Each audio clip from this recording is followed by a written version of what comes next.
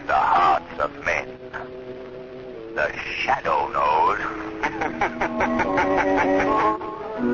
The Shadow, the mysterious character who devotes his life to righting wrongs, protecting the innocent, and punishing the guilty, is in reality Lamont Cranston, wealthy young man about town, student of science, and master of other people's minds. Using advanced methods that may ultimately become available to all law enforcement agencies, Cranston is known to criminals and evildoers as the Shadow. Never seen, only heard, as haunting to superstitious minds as a ghost, as inevitable as a guilty conscience. Cranston's friend and companion, the lovely Margot Lane, is the only person who knows to whom the unseen voice belongs. Today's story, Murder in E-Flat.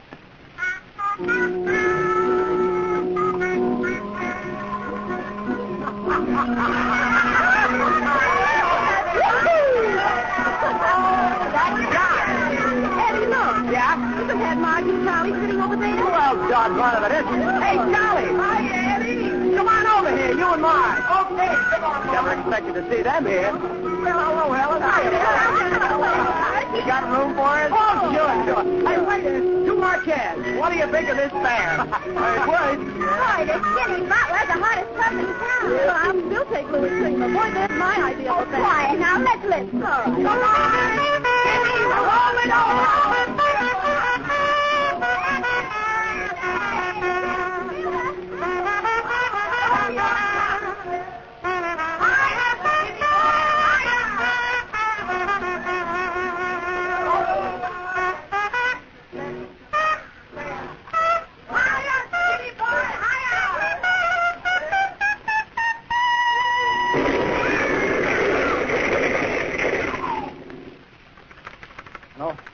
Hello? Yeah, Chief. I thought it was cut off. Yeah, that's the place. That new swing joint on 50th Street. Yeah, the Jitterbug. Oh, nobody seems to know what happened. The band was playing and the joint just blew up. Well, we don't know yet how many were hurt. The only thing was we found a note nailed over the bar. It'll make what sense, though. Read it? Yeah, sure, here it is. It says, the only real music is the music of silence. Yeah, funny business. Okay, I'll report back to headquarters as soon as the ambulance is coming.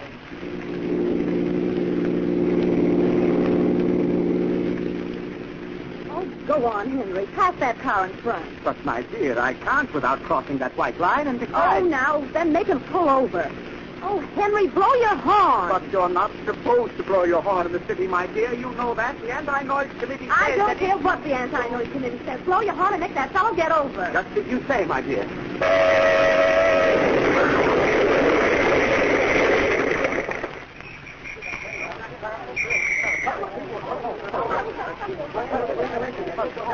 Yes, officer. I was driving about 50 yards behind their car. Yeah? They started to swing out of line and blew their horn, and then it happened.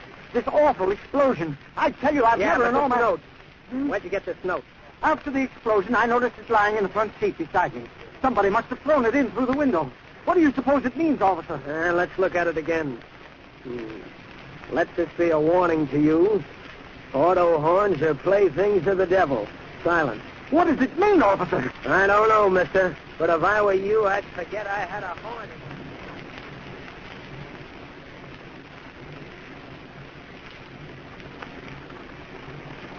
You know, Margot, there's something very peculiar about these bombings. Mysterious explosions, I believe the paper here calls them. There's another one last night. You mean that freighter that blew up in the river?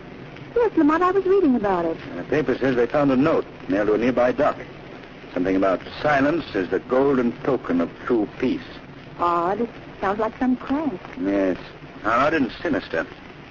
Silence. That word has appeared in every note. Silence. The only other clue that has been found at all three bombings is a piece of U-shaped metal. Now, I wonder if... Margot. Yes, Lamont? You know what a tuning fork looks like, don't you? Well, certainly. It's shaped like a U. Exactly. A piece of metal shaped like a U. Look at this picture here in the paper. Divers found that in the hold of the bomb freighter. Yes, it certainly looks like a tuning fork, all right, but I don't see what... Neither do I, Margot. Yet I feel there's a link between the word silence, these tuning forks, and the bombings. Yes? And if there is a link, Margot, I've got a hunch that this city may be in for one of the most terrifying ordeals it has ever experienced. Then you believe there'll be more of these awful bombings? I don't know what to believe, Margot.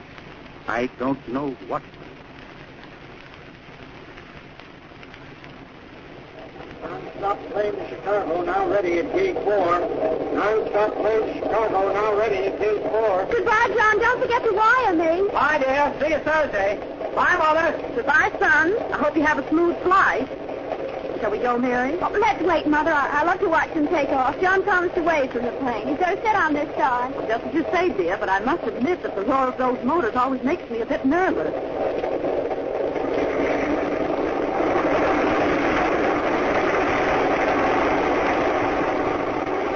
There he is, Mother. There's John. Bye, John. Bye.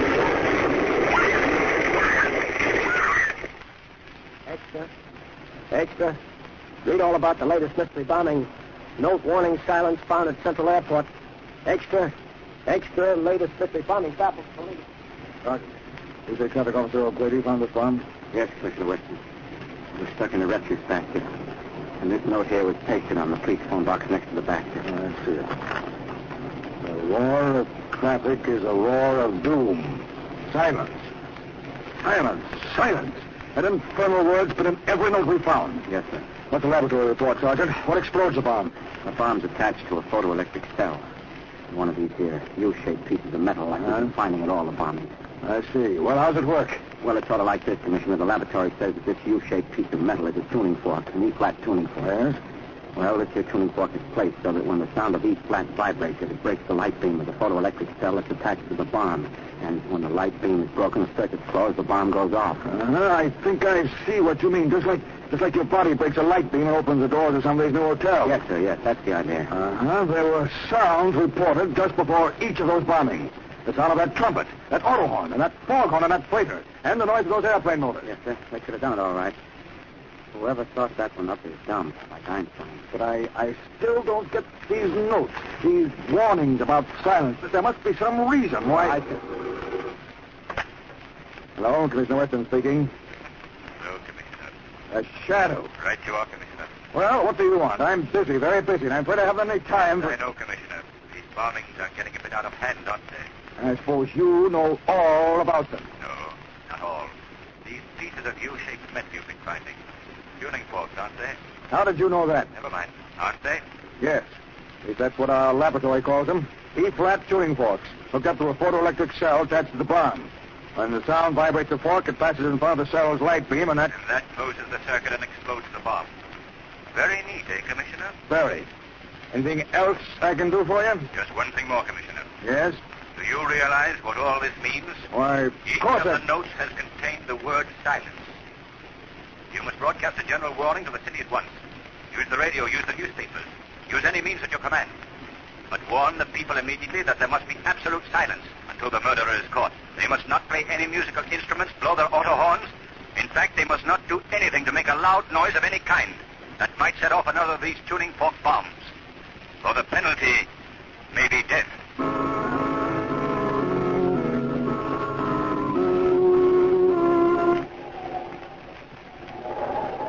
It was right here they found one of the bombs. Hidden in one of these trash baskets. Yeah. Imagine it right here at one of the busiest corners in the city. I tell you, it's enough to give it a creep. Certainly is. Look up the avenue there. Here it is the middle of the day and not a car in sight. Boy, I haven't had my car out of the garage since the police commissioner broadcast that warning. Think of it. He said even a squeaking brake might send you to Kingdom Come. Well, I can tell you, Kingdom Come would be better than this. If they don't find the guy that's planting these bombs soon, the whole town's going off its nuts. You're telling me. I haven't slept in 4 nights. It's awful silence. It's like a wet blanket over your face. Day after day, and not a sound. Stop pacing that floor, Robert. You're making me so nervous I could scream. You nervous. That's good. How about me? I can't stand the silence much longer. I tell you, I can't stand... Quiet, Robert. Remember Commissioner Weston's warning. No one knows where the bombs are planted. Even a shout might... I know. Even a shout might be an E-flat. A note of death. That's what they're calling it now. It's silly, isn't it? But what do they call this awful tomb we're living in? Quiet, Robert, please. Come on. We're going to get out of this town. Start packing. We'll leave on the first train. I don't know where we're going, but we're going anywhere. Any luck, Margot? No, Lamont. You? None. Commissioner Weston has already checked all the music stores, but I still feel he might have overlooked one. Several of the stores I checked had sold tuning forks recently, but only one was an E-flat. And that was purchased by the Board of Education. Beginning to look hopeless, isn't it, Lamont? Not yet, Margot. Not until we've checked every music store in the city. Now, here's the list of stores. We'll separate again. You take these I've marked on the list now. Visit the others. Yes, Lamont. I'm sorry, Margot. Every minute moves us closer to the next explosion. Ghastly, isn't it? One morning as I walked these deserted streets, I felt like I was moving through some city of the dead. Yes, it's like a plague. A plague of silence. But we must be on our way, Margot. It's not a moment to lose. I'll meet you at the Andrews Music Store. The first store we visited this morning. Yes, I know the one. I'll see you there. Oh, sir, we haven't sold an E-flat tuning fork in months. Is there anything else, sir? Oh, miss. We're wholesale, you see. We only sell to music schools and such. Even they don't buy tuning forks very often. What's that, mister? Tuning forks? No, we just handle sheet music, radios, and records. Maybe you'd like some sheet music. And what can I do for you, miss? Nothing, thank you. I'm just waiting for someone, if you don't mind. Oh, no, not at all. By the way, weren't you in here this morning? Yes, I was. Yes, I remember you now. You were with a gentleman who wanted to know if we'd sold any tuning forks lately. Yes, that's right. You said you hadn't. Yes, and after you left, I did remember one sale, but that was to one of our regular customers, and it was a long time ago. That wouldn't be what you... No. No, I suppose not. No. Dr. Bedeau is a very fine man. Fine musician, too. He's bought a number of musical instruments from us. Of course, it did strike me a bit odd. Odd? What was odd? Well, Dr. Bedeau wanting all of those tuning forks for the same pitch. E-flat, I believe it was. E-flat? Yes, but you know how musicians are. Surely you don't... Oh, no, of course not, but I suppose I should see this Dr. Bedeau, just for the record, you know. Would you like his address, then? Yes, if you'd be so kind. Yes, sure, I'll write it down for you. Dr. Andre Bedeau, 2218 West 9th Street. Right. Well, thank you. And if the gentleman I'm waiting for should arrive while I'm gone, tell him to wait. Yes. His name is Lamont Cranston. If I'm delayed, tell him to meet me at Dr. Bedeau's. 2218.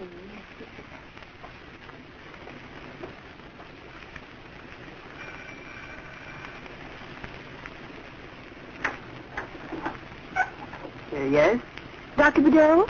Yes, that is right. Dr. Bedeau, Doctor of Music, Bachelor of Arts. And you, my dear? My name is Margot Lane, Doctor. I'm a voice student. Oh, musician. And so beautiful. Do come in. Thank you. This is my studio. Oh, it's charming. You teach here? No. I seldom teach, my dear. I'm composer. Great composer. Though I'm afraid that is still my own little secret. But then you wouldn't have time for a simple student like myself. No. On the contrary, my dear. It has always been my special pleasure to encourage real talent. Especially beautiful talent. Yes. Yes, well, that's very nice, but I'm not awfully talented, Monsieur Bedeau. I don't really believe you'd be interested. Oh, no, but I have already decided I would be interested. Most interested. But first, you are just in time for a treat. A rare treat. Well, I'm afraid I must go now. I just remembered an appointment. You should remember that before you interrupted my work. Now that you are here, you shall remain on until it is my pleasure to dismiss you. You can't do that. Quiet. Sit down. There. I did not ask you to disturb me. But now that you are here, you shall share a secret with me. You like secrets, no? Most young women like secrets, but can't keep them. I'd rather think you shall keep this one, my dear. Sheriff. Yeah, what is that? What did you say? What? Oh, you are wasting your breath, my dear. Really you are. The studio is soundproof, completely soundproof. And now for my secret. You see this beautiful electric organ? Yes, of course, This but electric organ shall reveal my secret. my greatest composition. I shall play it for you now on this beautiful organ. Oh, pardon me, just a moment, my dear. The door seems to have blown open. Yeah. Turn of the lock will guard us against such interruption. Don't lock that door. You hear me? Let me out of here. Quiet, quiet. Really, you don't seem to realize what a great honor I am disposed to bestow on you. For you shall be my first and the last to hear my greatest composition, my Symphony of Silence in E flat. No. Do I frighten you, my child? I'm so sorry. But you are my uninvited guest, aren't you? My only guest. The lighting is quite poor for shadows, my dear. There are no shadows in my studio. Oh, one thing more. Before I play my symphony for you, you see the black box on that pedestal there? Answer me, do you? Yes, I see it. That box is my invention. It is a bomb, the same as others I have placed about the city. And it shall permit you and me to die. You see, my dear, into the final climax of my symphony, I have written the final climax of life itself. Yeah. Yeah, but enough of this program notes. Yeah, let us begin the performance. Yeah. Listen, my dear. Listen to the pale beauty of the whole tone. Truly a feast, isn't it? A feast for just the two of us. 3, Dr. Badeau. 3 of us. Shadow, he told you where I was. 3. No, who speaks? I am the Shadow. The shadow. Oh, yes, of course, my inner voice, my shadow. The shadow of my poor, weak conscience. Yeah, of course, Shadow, the 3 of us. Yes, that's right. We've had an exciting time lately, haven't we, Badeau? You, the master.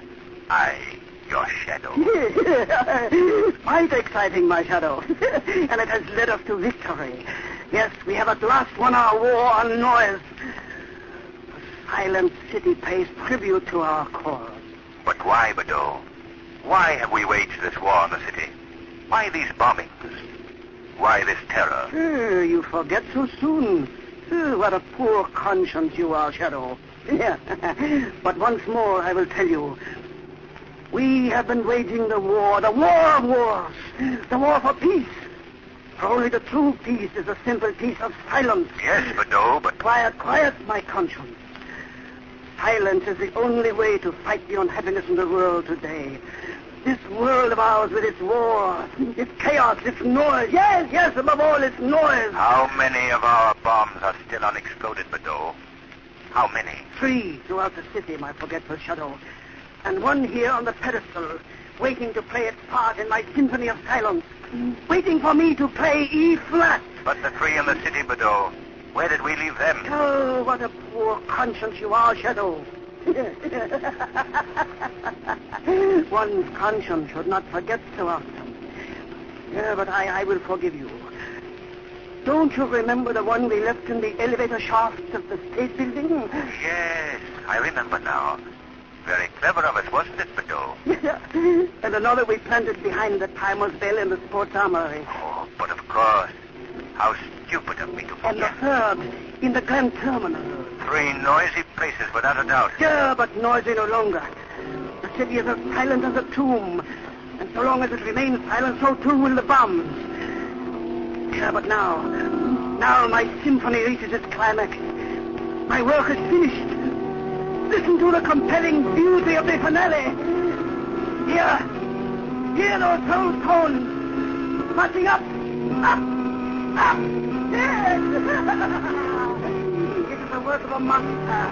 I, Badeau, the greatest of them all. And now the final suspension. And the final resolution. The finality of my symphony in silence. In E flat.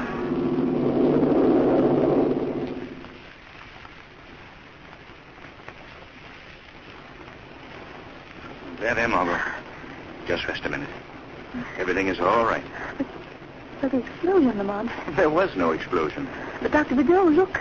Lying there across the keyboard. Is he? Yes, dead. Quite dead. It was Badeau's body pressing against the keyboard that caused the rumbling you thought was an explosion. But I still don't understand. What happened?